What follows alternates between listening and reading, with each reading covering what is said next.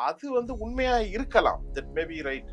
ஆனால் இப்படிப்பட்ட ஒரு சூழ்நிலையில இவ்வளவு ஃப்ரெஷ்ஷா யாரும் காஃபில குடிக்க மாட்டாங்க.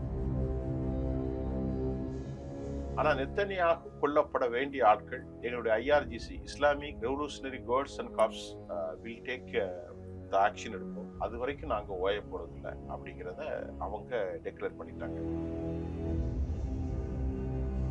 ஆனா இவ்வளவு நடந்தப்புறம் அவ்வளவு பாதுகாப்பா இருப்பாருன்னு சொல்ல முடியாது. பாதுகாப்பு இல்லாம இருப்பாருன்னு தெரிய முடியாது.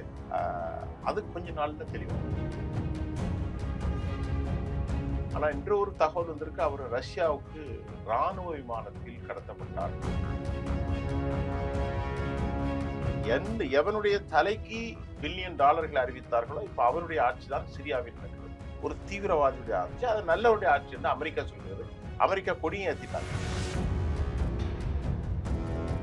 முஸ்தபா கோமனி பெஞ்சமின் நெத்தானியாகு 2 பேருமே இருக்கிறார்களா இல்லையா, எப்படி அவர்கள் இருந்தார்கள்,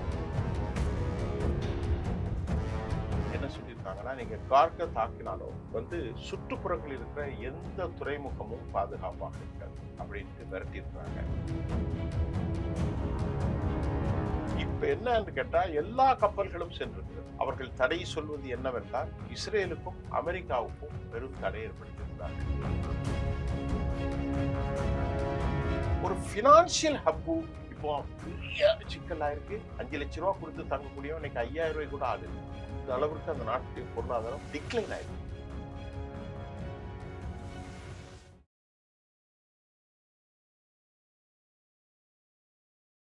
தமிழகத்தின் பல எம்பி எம்எல்ஏக்களின் வெற்றிக்கு வித்திட்ட கிங் 360 தேர்தல் வியூக சாப்ட்வேர் 2026 புதிய வாக்காளர்களின் அப்டேட் விவரங்களுடன் உங்கள் தொகுதியில் உங்கள் வெற்றிக்கு வித்திடுகிறது. உங்கள் வாக்காளர்கள் தொகுதி, பூத், ஆண், பெண், வயது என பல வகைகளில் ஒரே நொடியில் உங்கள் விரல் நுனியில் bulk WhatsApp, bulk voice call, viral தேர்தல் பிரச்சாரங்கள், ட்ரெண்டிங் செய்திகள் என கிங் 360 தேர்தல் வியூக பணிகள் குறித்த விவரங்களுக்கு உடனடியாக இணைந்திடுங்கள். கிங் டிவி நேயர்களுக்கு வணக்கம். இன்றைய சிறப்பு நிகழ்ச்சியில் நம்முடன் இணைந்திருக்கிறார் சர்வதேச பகுப்பாய்வாளர் சுஃபியன் அவர்கள். வணக்கம் சார். வணக்கம் பாண்டிமீனா. ஈரான் இஸ்ரேல் இந்த போர் முடிவில்லா முற்றுத்தொடராவே போயிட்டு இருக்கு. இப்போ நெதன்யாகு இறந்துட்டாரு அப்படின்ற செய்திகள் பரவலா பேசப்பட்டு இருக்கு. ஆனா வீடியோ வெளியிட்டு இருக்காரு. இதை எப்படி பாக்குறது சார்? ஆக்சுவலி நெதன்யாகு இறந்து போறது அந்த வீடியோ நானும் பார்த்தேன். அது இங்க பிரச்சனை இல்லை. இப்போ உதாரணத்துக்கு சையத் அலி காமினி கொல்லப்பட்டார். அதுக்கு முன்னே ஏராளமான ஈரான் இழந்தது மாதிரி யாரும் இழக்கல.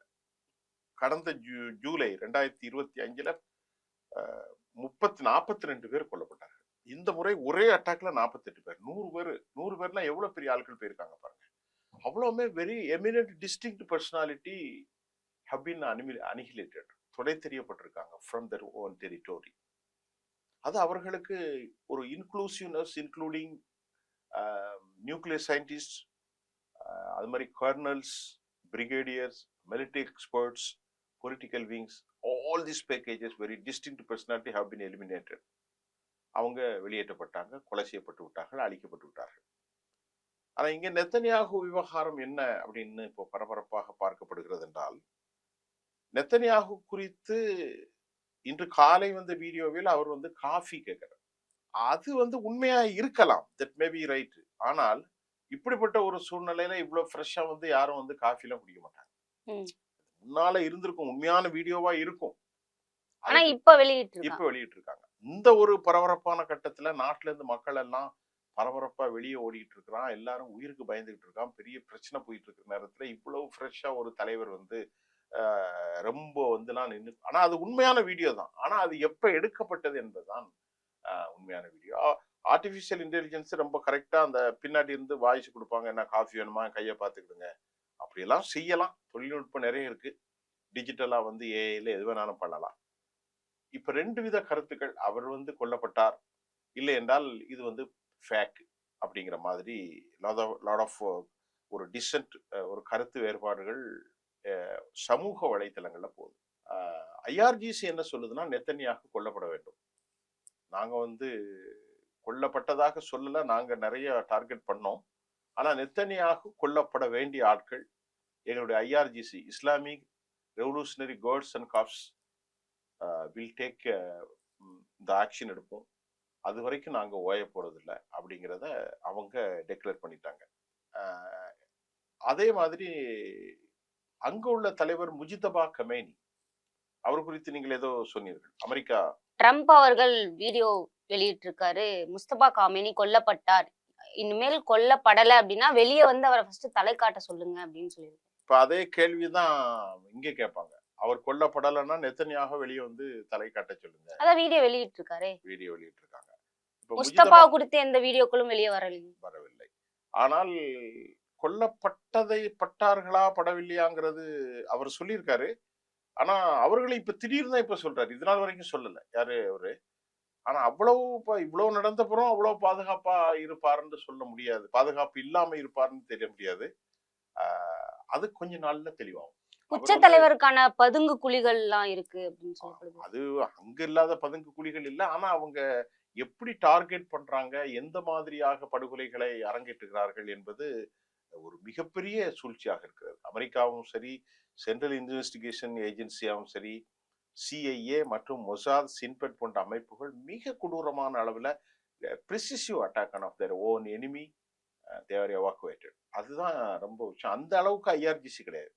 ஏன்னா அவங்களுடைய இன்டெலிஜென்ஸ் வந்து அவ்வளோ குவாலிட்டியானது. எது அமெரிக்காவுடைய சென்ட்ரல் சிஐஏயும் சரி, சின்பெட்டும் சரி, மொசாத்தும் சரி, ஆர்மடும் சரி, மிலிட்ரிக்கு ஆர்மட், இன்டர்நேஷனல் மொசாத், லோக்கல்ல வந்து சின்பெட், சென்ட்ரல் இன்வெஸ்டிகேஷன் ஏஜென்சி அமெரிக்காவில் எல்லாத்தையுமே கவனிச்சுக்கிறாங்க. அவங்க அளவுக்கு உலகத்துல எந்த ஒரு துல்லியமான ஒரு இதுவும் கிடையாது. பட் கத்திரிக்காய் முத்துனா கடைக்கு வரும். இன்னைக்கு இல்லாட்டா நாளைக்கு முஜிதபா கொமேனி கொல்லப்பட்டாரா என்பது வந்துடும். ஆனா இன்று ஒரு தகவல் வந்திருக்கு, அவர் ரஷ்யாவுக்கு ராணுவ விமானத்தில் கடத்தப்பட்டார். நாடு கடத்தல். ஆமா, கடத்தப்பட்டார்னால் தப்பி ஓடி இருக்கிறார். அங்கே அவருக்கு ட்ரீட்மெண்ட் நடக்கிறதாக சொல்லப்படுகின்றது. அது ஒரு ஒரு ஒரு அறிய முடியாத விஷயமா. ரஷ்யா உதவிகரம் நிதி இருக்கா சார் ஈரானுக்கு? இந்த போரையை நடத்தி கொண்டிருப்பது ரஷ்யா தானே, இந்த போரை நடத்தி கொண்டிருப்பது சீனா தானே. இல்லை என்றால் இந்த அளவுக்கான வெற்றி உங்கள் பெற முடியாது. இந்த போர்ல நீங்க கேட்டோம்னா ரஷ்யா உதவியா இருக்குன்னா, ஆயுதங்கள் அவர்களிடத்தில் வலிமையாக இருக்கிறது. அவர்களிடத்தில் இருக்கக்கூடிய இன்னைக்கு காலையில சிஜில் 2 அப்படின்னா சிஜில் 1 இருக்கு, சிஜில் 2 வெர்ஷன் 1 இருக்கு. அது நியூ அப்டேட்ஸ். அது என்னன்னு சொன்னா டான்சிங் பலிஸ்டிக்ஸ் மிசைல். அது போகும்போதே இப்படி போகாது, இப்படி டான்ஸ் ஆடி போகும். இது ஒரு மேனுவரபிள் பாலிஸ்டிக் மிசைல். அப்படின்னா சூழ்ச்சி செய்யும். இதனுடைய ஒட்டுமொத்த வேகம் 17,000 கிலோமீட்டர் வேகம் பெறாது. ஆப்போசிட்ல வர டார்கெட்டை ஈஸியா நெருங்க முடியாது. எந்த ஒரு டிஃபென்ஸ் காரிடாராலையும், ஒரு டிஃபென்ஸ் ஏர் டிஃபென்ஸ் சிஸ்டத்தாலையும் இதை நிறுத்த முடியாது. அதை இன்னைக்கு அடிச்சுட்டு இருக்கிறாங்க, ஏராளமான அடிக்கிறாங்க. நேற்று நள்ளிரவு 1000 நிலைகளில் தாக்கியதாக இவர்கள் சொல்கிறார்கள். யாரு? இஸ்ரேல். அது 1000 நிலைகளில் என்னால் என்ன, இப்ப ஈரான்ல எவ்வளவு அழிவுங்கிறது நமக்கு போட்டோஸ் வரல. ஆனால் இஸ்ரேலில் அழிந்து கொண்டிருக்கிறது, இஸ்ரேல் பற்றி எறிகிறதை பற்றி ஏராளமான வீடியோஸ் வருது. ஆனால் ஈரானில் வந்து அதிகமாக தாக்குதல் நடத்தி இருக்கிறார்கள். கிட்டத்தட்ட 6000க்கு மேல ஏர் ஸ்ட்ரைக்ஸ் எல்லாம் பண்ணியிருக்கிறாங்க. ஆனால் அது குறித்தான செய்திகள் அதிகம் வருவதை விட இந்த முறை இஸ்ரேல் ஏற்பட்டிருக்கக்கூடிய பயங்கரமான தாக்குதல்கள், இஸ்ரேல்ல வந்து ஹைஃபா, டெல் அவிவ், அஸ்கலான், கிரியாட் சமோனா, அதுக்கப்புறம் கோலான் குன்றுகள், ஜெருசலேம், இன்னும் சின்ன சின்ன நகரங்கள் எல்லாம் பயங்கரமாக தாக்குதலுக்கு உள்ளாகி இருக்கிறது. மக்கள் வந்து அரசாங்கத்தை எதிர்த்து ஒரு நேற்று டெல் அவிவ்ல இருக்கக்கூடிய பென்கூரியன் ஏர்போர்ட்ல அடிதடி நடத்திட்டாங்க. ஏன்னா மக்கள் அங்க வாழ்றதுக்கு வந்து முடியல. ஏன்னா எந்த நேரமும் வந்து இவர்கள் குரூஸ் மிசைல் அடிக்கிறார்கள், பலிஸ்டிக் மிசைல் அடிக்கிறார்கள், ஆர்பிஜி அல்ல ராக்கெட் தாக்குதல் நடக்கிறது. நாட் ஒன்லி இவர்கள் மட்டுமல்ல, யாரு? ஈரானியர்கள் மட்டுமல்ல, ஹிஸ்புல்லாக்கள் இப்பொழுது தாக்க ஆரம்பித்து விட்டார்கள். ஹமாஸும் இதுல இன்க்ளூட். ஹமாஸ் இதுலயே வராது, ஹமாஸ் இதுல அமைதியா இருக்காங்க. ஹமாஸ் வரல.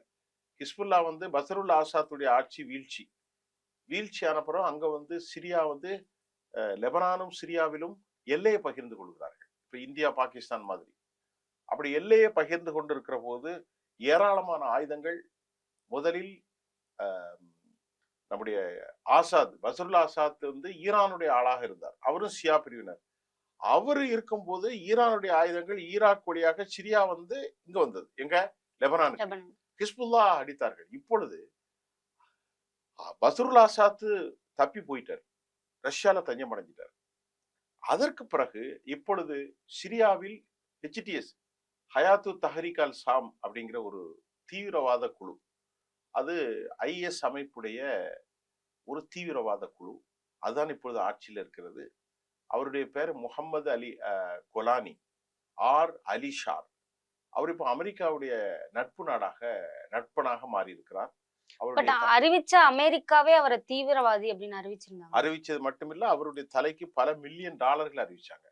ஏன்னா அவர் வந்து நீங்க கேள்விப்பட்டிருப்பீங்க, IS அமைப்பு உலகத்துல தலையை கண்டம் துண்டமா வெட்டினாங்க. சிரியாவிலையும் வேட்டையாடினாங்க, ஈராக்லயும் வேட்டையாடினாங்க. அந்த அமைப்பை உருவாக்குனதே அமெரிக்கா தான் என்று சொல்லப்படுகிறது, இஸ்ரேல் என்று சொல்லப்படுகிறது. அந்த அமைப்பை உருவாக்கிய காரணகர்த்தா அபூபக்கர் பாக்தாதி, அவரோடு இணைந்தவர் தான் இந்த அல் ஷார். இப்பொழுது இவர் கோட் ஷூட் எல்லாம் போட்டுக்கொண்டு அமெரிக்காவுக்கு சமரம் வீசி எவனுடைய தலைக்கு பில்லியன் டாலர்கள் அறிவித்தார்களோ இப்ப அவருடைய ஆட்சி தான் சிரியாவில் நடக்கிறது. ஒரு தீவிரவாதியுடைய ஆட்சி, அது நல்லவருடைய ஆட்சி என்று அமெரிக்கா சொல்கிறது. அமெரிக்கா கொடியும் ஏத்திட்டாங்க. இப்ப அதே மாதிரி ட்ரம்ப் அவர்கள் முஸ்தபா கமேனிக்கு வந்து 83 கோடி ரூபாய் நியமனம் செஞ்சிருக்காரு. யாரு? 90 கோடி ரூபாய். யார் காட்டி கொடுக்குறாங்க? அந்த மாதிரி காட்டி கொடுத்திருப்பாங்களா சார்? இருக்கலாம். காட்டி கொடுத்தாலும் நாட்டுக்குள்ள இருக்கவங்களே அவங்களுக்கு எதிரா மாறி இருப்பாங்க. அதாவது அது ரொம்ப ஓட்டை. அதாவது என்ன சொல்றது, ஈரானுடைய இன்டெலிஜென்ஸ் வந்து ரொம்ப வெரி புவர். பக்கத்துல இருக்கிறவங்க காட்டி கொடுக்கலாம், காட்டி கொடுத்தா பணத்தை யார போய் வாங்குறது, அது அதற்கு சாத்தியமில்லை. முஜிதபா கோமேனி இறந்து விட்டாரை பத்தி எந்தவித செய்தியும் அல்ல. அது இறந்து விட்டார் என்றால் அது ஒரு பயங்கரமான நடவடிக்கைகள் தான். ரெண்டுமே ஒரு மிஸ்ட்ரியா தான் இருக்கு. முஜிதபா கோமேனி வந்து பெஞ்சமின் நெத்தானியாக 2 பேருமே இருக்கிறார்களா இல்லையா, இந்த எப்படி அவர்கள் இருந்தார்கள் அப்படிங்கறதெல்லாம் விஷயம் வந்து நமக்கு கொஞ்ச நாளையில தான் அது தெரியும். இல்ல, நெதன்யாவுக்கு வந்து 6 விரல்கள் இருப்பதா சமூக வலைதளங்கள்ல பதிவிடுறாங்க. அந்த வீடியோக்கள்ல 5 விரல்கள் தான் இருக்குன்னு சொல்றாங்க. அது வந்து அதற்கு பிறகுதான் அவர் வந்துட்டாரே, அது ஏற்கனவே வந்து பழைய வீடியோ. அந்த வீடியோக்கு அப்புறம் இன்னைக்கு காலையில நெத்தன்யாகு வந்து காஃபி கேட்டார். இப்ப அதை விட நம்பக தகுதியான ஒரு வீடியோ வந்துருச்சு. ஏற்கனவே வந்த வீடியோ AI தொழில்நுட்பத்துல அது ஏதோ இப்படி காட்டினாங்க, 6 காட்டுதுன்னு சொன்னாங்க. இப்ப அதை விட நம்பக தகுதியான ஒரு வீடியோ வந்து அவரே இப்ப கேட்கிறாரு, என் கிட்ட 5 விரல் தான் இருக்கிறது. இன்னைக்கு காலையில நீங்க பாத்துருக்கீங்க. அப்படிங்கும்போது நீ அதை பத்தி டசன் கேர் அபவுட் இட், இனி அதை பத்தி யாரும் பேச வேண்டியதில்லை. இப்ப இந்த இது உண்மைத்தன்மை தானா அப்படின்னு தான் அது பேசப்படக்கூடிய ஒரு விஷயமா இருக்கு. இப்ப அந்த கார்க் தீவுன்றது ஈரானுடைய ஒரு முக்கியமான இதயமா பார்க்கப்படுது. அந்த தீவுலையும் தாக்குதல் நடத்தியிருக்காங்க. உலக பொருளாதாரத்துல எண்ணெயோட பங்குன்றது ரொம்ப சரிய தொடங்குதுன்னு சொல்றாங்களே சார். கார்க் தீவை பத்தி உங்களுக்கு சொல்லணும்னா, அது வந்து கத்தர் வழியாகவும் ஏமனுக்குமாக கடலிலேயே பகிர்ந்து கொள்ளக்கூடிய ஒரு சின்ன தீவு தான். அந்த தீவுல 5000 ஏக்கர், அது மொத்தத்தில் 5000 ஏக்கர். அங்க வந்து 79% ஈரானுடைய பொருளாதார மண்டலம். குறிப்பாக நான் சொல்ல வேண்டுமென்றால், ஈரானுக்கு உணவளிக்கக்கூடிய, ஈரானை இவ்வளவு பெரிய ஆயுத சக்தியாக மாற்றியதே அந்த கார்க்கு தான். ஏனென்றால் அந்த அளவுக்கு அங்க வந்து எண்ணெய் வளங்கள், அந்த எண்ணெயை எக்ஸ்போர்ட் பண்ணக்கூடிய ஒரே நேரத்துல ஒரு 10 இருந்து 12 கப்பல்களில் அவங்க லோட் பண்ணலாம். அந்த அளவுக்கு அது ஒரு பெரிய ரிஃபைன் மற்றும் ஸ்டோரேஜ் அது உள்ள இடம். அது கடல் சார்ந்த இடம். அவற்றில் தாக்குதல் நடத்திய உடனே ஒரு பெரிய குழப்பம் வந்தது. கார்க் தீவில் அமெரிக்கா குண்டு போட்டு விட்டது என்று. பொதுவாக நாங்கள் பார்க்கிற போது கார்க் தீவு தான் அதனுடைய முதலீடு, அதனுடைய மூலதனம், அதனுடைய பொருளாதார பேக்போன், ஸ்பைன் அப்படின்னு சொல்லக்கூடிய இடம்.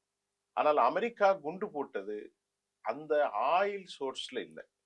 அவர்கள் மிரட்டி இருக்கிறார்கள். அவற்றில் ஒரு பகுதியில் இராணுவ நிலைகள் இருந்தது, அவற்றில் தான் நாங்கள் குண்டு போடுவோம் என்று சொல்லியிருக்கிறார்கள். தற்போது கூட கார்க்ல எந்த பாதிப்பும் இல்லை. சீனாவுக்கு கப்பல்கள் வழியாக, ஹெர்முஸ் வழியாக இப்பொழுது கூட லோட் பண்ணிட்டு இருக்கிறாங்க. அது போய்கொண்டிருக்கிறது. இப்ப கார்க்கு வந்து ஒருவேளை தாக்கினால் ஒரு பெரிய விபரீதம் ஏற்படும்.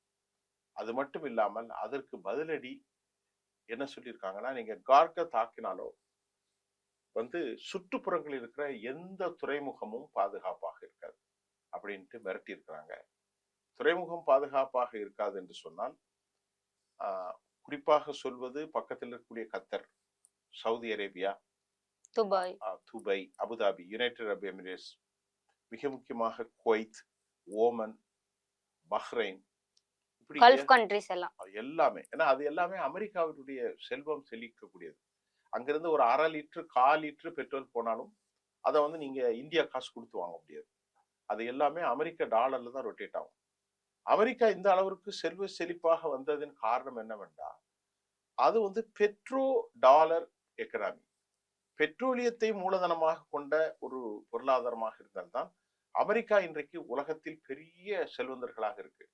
அமெரிக்கா இந்த செல்வத்திற்கு காரணம் யார் என்றால் சவுதி அரேபியா போன்ற நாடுகள் தான். 1933களுக்கு பின்பு எண்ணெய் கண்டுபிடிக்கப்பட்டு அதற்கு பிறகு இதுவரைக்கும் அந்த நாட்டில் எண்ணெய் வளம் இருக்கிறது என்றால் அவர்கள் எண்ணெய் விற்கலாம். சவுதி விற்கலாம், ஈராக் விற்கலாம், அதை போன்று குவைத் விற்கலாம், யுனைடெட் அரபு எமிரேட்ஸ், அபுதாபி விற்கலாம், ரஸ்ஸல் கைமா, ஷார்ஜா, இப்படி பல நாடுகள், பஹ்ரைன், ஓமன். ஆனால் அந்த டிரான்சாக்ஷன் ஒன்லி அமெரிக்க டாலர்ல தான் பண்ணணும். அப்போ கோடானு கோடி லிட்டர் ஒரு நாளைக்கு, உலகம் முழுவதும் 10 கோடி லிட்டர் ஒரு நாளைக்கு, 10 கோடி பேரல். அதில் பெரும்பான்மையானவர்கள் எல்லாமே அமெரிக்க டாலர்ல தான் குடுக்கல் வாங்கல் கரன்சி டிரான்சாக்ஷன் நடக்கும்போது அமெரிக்காவுக்கு பணம் கொட்டு என்று கொட்டுகிறது. இதுதான் இன்னைக்கு உலகத்தின் பெரிய கேள்வி. இதை மாற்றுவதற்குத்தான் ஈரான் முயற்சி எடுக்கிறார்கள். ஈரானை இப்பொழுது தாக்குவதன் காரணம் இந்த மண்டலத்தில் அரபுகளுக்கு எதிராக அவர்கள் உருவாகிவிடக்கூடாது. ஆகவே ஈரானை அழித்து விட்டால் நீண்ட காலத்துக்கு அமெரிக்காவை யாரும் ஒன்றும் செய்ய முடியாது என்கின்ற நப்பாசை. ஆனால் ஈரான் இப்பொழுது போடுகிற ஒரு கண்டிஷன், இனி வரும் நாட்களில் சீனாவினுடைய யுவான் மூலம்தான் இந்த மாதிரி பொருளாதார பங்கீடு டிரான்சாக்ஷன் எல்லாம் நடக்கணும் அப்படின்னு ஹெர்மூஸ் விஷயங்கள்ல சொல்லியிருக்கிறாங்க. இப்ப ஹெர்மூஸ்ங்கிறது நான் ஏற்கனவே சொன்ன மாதிரி ஒரு வளைகுடா. அந்த ஜலசந்தியில செல்லக்கூடியதுகள் இப்ப இந்தியால இருந்து 2 வண்டி, நிர்மலா தேவியே ஏதோ ஒரு வண்டி கப்பல்கள் அது போயிட்டு 2 92,800 டன்னேஜஸ். அது சிவாலி அப்படிங்கிற ஒரு கப்பலும் இந்த கப்பலும் 2ம் இந்தியாவுக்கு அனுமதித்திருக்கிறார்கள். இப்ப என்னன்னு கேட்டா எல்லா கப்பல்களும் சென்றிருக்கிறது. அவர்கள் தடை சொல்வது என்னவென்றால் இஸ்ரேலுக்கும் அமெரிக்காவுக்கும் பெரும் தடை ஏற்படுத்தியிருக்கிறார்கள். இந்திய கப்பல்களுக்கு பாதுகாப்பு கொடுப்பதா ராணுவம் சொல்லியிருக்காங்க. யார் சொன்னா? இந்திய ராணுவ கப்பல் வந்து இந்தியால இருக்கக்கூடிய ஹார்மூஸ்ல இருக்கக்கூடிய கப்பல்களுக்கு பாதுகாப்பு அளிப்போம். இந்தியா, ஆமா, அது நம்முடைய கப்பல்களுக்கு தான். மற்ற கப்பல்களுக்கு நம்ம பாதுகாப்பு கொடுக்க முடியாது. ஆனால் எல்லா கப்பல்களுக்கும் நாங்கள் பாதுகாப்பு கொடுப்போம்னு அறிவிச்சது யாரு? டொனால்ட் ட்ரம்ப் அவர். ஆனா இதுவரைக்கும் கொடுத்திருக்காரா? கொடுக்கல. இதே நீங்க பாருங்க, உலகத்துல எல்லா கப்பல்களுக்கும் நாங்கள் ஹெர்மூஸ் வழியாக போறதுக்கு அமெரிக்க கப்பல் மட்டுமல்ல எல்லா கப்பல்களுக்கும் நாங்கள் பாதுகாப்பு கொடுப்போம் என்று சொன்னார். ஆனால் ஈரான், அமெரிக்க கப்பல்களும் யூத கப்பல்களும் அங்கே அனுமதிக்க மறுத்து விட்டார்கள். இப்ப அவர்கள் கப்பலுக்கு பாதுகாப்பு கொடுத்தே போக முடியாத நேரத்தில் உலகத்தில் இந்தியாவுக்கும் மற்ற நாடுக்கும் எங்கே பாதுகாப்பு கொடுக்க முடியும் என்ற கேள்வி எழுகின்றது. ஆகவேதான் அங்குள்ள வெளிவிவகாரத்துறை அமைச்சர் அப்பாஸ் அரகச்சி சொன்னார், நாங்கள் ஒன்றும் கதவடைப்பு செய்யவில்லை, ஜலசந்தி இழுத்து மூடி இருக்கிறதுனா கேட்டு போட்டு கூட போறதில்லை, அது ஒரு அறிவிப்பானை. அந்த அறிவிப்பானை தான் அந்த வார்த்தை. அந்த வார்த்தையின் மூலம் நீங்கள் போகலாம் அல்லது போகக்கூடாது. ஆனா அந்த வெளியுறவுத்துறை அமைச்சர் இப்ராஹிம் ஜோபகாரி என்ன சொல்றாருன்னா, அமெரிக்காவும் அதற்கான கூட்டணி நாடுகளுக்கும் 1 லிட்டர் பெட்ரோல் கூட நாங்க வழங்க மாட்டோம் அப்படின்னு சொல்றாரு. இங்க நம்ம இஸ்ரேல், ஈரான்ல தானே, அதைத்தான் நானும் சொல்லிட்டு இருக்கேன். அதாவது ஹார்மூஸ் வழியா போக முடியாது. அப்போ ஹர்மூஸ் வழியாக போகலன்னா, ஹர்மூஸ் வந்து எப்படின்னு கேட்டீங்கன்னா, உலகத்துல ஒரு நாள் ஒன்றுக்கு 2.5 கோடி பீப்பாய்கள் இங்கிருந்து தான் போகுது. 2.5 கோடி. உலகத்துல மொத்தமா 10 கோடி பீப்பாயில 25% மேல போகக்கூடிய இடம். அப்படின்னா நீங்கள் சிந்திச்சு பாருங்க, அப்ப எவ்வளவு பெரிய தொழில் நடக்கும். இப்ப அமெரிக்காவுக்கு செல்வத்தை தரக்கூடிய சவுதி அரேபியாவுடைய அராம்கோவுடைய பைப் லைன் இப்படிதான் போகுது. அராம்கோவுடைய மொத்த இன்வெஸ்ட்மெண்ட் 180 லட்சம் கோடி. 1 லட்சம் 2 லட்சம் கோடியில 1.8 lakhs crore, ட்ரில்லியன், 2 ட்ரில்லியன் கிட்டத்தட்ட வந்துச்சு. இப்ப அது வந்து ஒரு யூனிட்டை ஷட் டவுன் பண்ணிட்டாங்க. மீதி யூனிட் ரன் ஆகுது, ஆனா இப்ப சரக்கு இல்லை. இது வந்து அமெரிக்காவுக்கு ரொம்ப பெரும் தலையடி. இரண்டாவது வந்து கத்தர். நம்ம ஊருக்கு வரக்கூடிய எல்பிஜி, சிஎன்ஜி இது எல்லாமே ஹெர்முஸ் வழியா தான் போகணும். கத்தர் யார் என்றால் அமெரிக்காவுடைய கூட்டு மனசாட்சி, கலெக்டிவ் கான்சியஸ்னஸ் ஆஃப் யுஎஸ்ஏ. அன்னைக்கு அமெரிக்க அதிபர் பதவியேற்றவுடன் கத்தருக்கு தான் சென்றார், பதவியேற்றவுடன் யுனைடெட் அரபு எமிரேட்ஸ் தான் சென்றார், பதவியேற்றவுடன் சவுதிக்கு தான் சென்றார். இந்த 3 நாடுகளும் அவருக்கு கொடுத்த இன்வெஸ்ட்மெண்ட் மட்டும் 300 லட்சம் கோடி. அது மட்டும் இல்லாமல் நம்ம ஊரில் பரிசு பொருள் கொடுக்கிற மாதிரி 4000 கோடிக்கு ஒரு விமானத்தையும் கொடுத்தார்கள். இப்ப அவர்களுக்கான இந்த ஹெர்முஸினுடைய தொழில்கள் முடங்குற போது அமெரிக்காவும் முடங்கிவிடும், அமெரிக்காவுடைய டிரான்சாக்சனும் முடங்கும். இப்படி பல்வேறு குழப்பங்கள் இந்த போரிலே இருக்கின்றது. இதனால 2வது குவைத் ரொம்ப பாதிக்கப்படும், பஹ்ரைன் எல்லாருமே கடலாதிக்கத்தை கொண்ட ஒரு நாடுகள். பஹ்ரைன் துபை எல்லாமே கடல் பிராந்தியம் தான். அவர்களுடைய வாழ்க்கை எல்லாமே கடல் தான், பாலைவனமும் கடல் தான். இப்ப உதாரணத்துக்கு துபை கடல்ல இருந்து ஒரு நாளைக்கு அவர்களுக்கு கிடைக்கக்கூடிய தினமும் வருமானமே கிட்டத்தட்ட ஒரு 10 பில்லியன் அளவுக்கான ஒட்டுமொத்த வருமானம் இன்னைக்கு எல்லாத்திற்கும் மொத்தமாக பாதிக்கப்பட்டிருக்கிறது. துபையில சுற்றுலாத்துறை முக்கியமாக பாதிக்கப்பட்டிருக்கிறது. துபையில பெட்ரோல் கிணறே கிடையாது. அபுதாபியில பெட்ரோல் கிணறு இருக்கு, துபையில பெட்ரோல் கிடையாது. துபை பெரிய பினான்சியல் ஹப், துபை பெரிய ரிலையன்ஸ் அதாவது மண்டலம். அதே போன்று துபை பெரிய சுற்றுலா மண்டலம். மக்கள் வருவார்கள், சினிமாக்காரர்கள் வருவார்கள், real estate investment, real estate sharing, இதெல்லாம் துபை தான். ஒரு பினான்சியல் ஹப்பு. இப்போ பெரிய சிக்கலா இருக்கு. 5 லட்சம் ரூபாய் கொடுத்து தங்கக்கூடியவன் இன்னைக்கு 5000 ரூபாய் கூட ஆள் இல்லை. அந்த அளவிற்கு அந்த நாட்டுடைய பொருளாதாரம் டிக்ளைன் ஆயிருக்கு. இப்ப அவங்க எல்லாம் அமெரிக்காட்ட கேட்கறாங்க, எங்களை பாதுகாலுங்க, எங்களை பாதுகாக்கிறதுக்கு தான் நாங்க உங்களை நம்பி. இதுவரை எங்களுடன் பல்வேறு கருத்துக்களை பகிர்ந்தமைக்கு நன்றி. தமிழகத்தின் பல எம்பி எம்எல்ஏக்களின் வெற்றிக்கு வித்திட்ட கிங் 360 தேர்தல் வியூக சாப்ட்வேர் 2026 புதிய வாக்காளர்களின் அப்டேட் விவரங்களுடன் உங்கள் தொகுதியில் உங்கள் வெற்றிக்கு வித்திடுகிறது. உங்கள் வாக்காளர்கள் தொகுதி, பூத், ஆண், பெண், வயது என பல வகைகளில் ஒரே நொடியில் உங்கள் விரல் நுனியில் bulk WhatsApp, bulk voice call, viral தேர்தல் பிரச்சாரங்கள், ட்ரெண்டிங் செய்திகள் என கிங் 360 தேர்தல் வியூக பணிகள் குறித்த விவரங்களுக்கு உடனடியாக இணைந்திடுங்கள்.